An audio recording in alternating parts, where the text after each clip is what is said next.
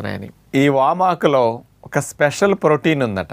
ఇది kidney stones రాకుండా ఎక్కువైన కాల్షియం ఇది ప్రోటీన్ లాక్కుని స్టోన్ ఫార్మేషన్ కాకుండా చేయడానికి కొంత ఉపయోగపడుతున్నదని ఇది ఇరాన్ వాళ్ళే ఇది కూడా చెప్పడం జరిగింది. అంటే దీని మీద చూడండి ఎంతోమంది ఎన్నో దేశాల వారు రకరకాల పరిశోధనలు చేశారు. కాబట్టి వామాకులో ఉండే ఔషధ గుణాలన్నిటినీ మనం చక్కగా శరీరానికి అందించగలిగితే ఎంతో సింపుల్గా ఇట్లాంటి సమస్యల నుంచి బయటపడవచ్చు.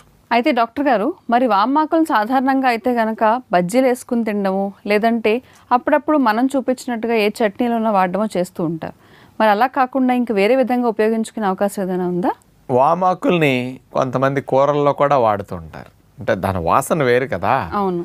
ఇంకా వాటితో పాటు అండి ఈ కషాయాలు మనం చేసుకుంటున్నాం కదా, ఆ కషాయాల్లో ఈ వామాకులు వేసి కూడా మరిగించవచ్చు. ఎందుకంటే లంగ్స్కి చాలా అవసరం కదా. ఇది మెయిన్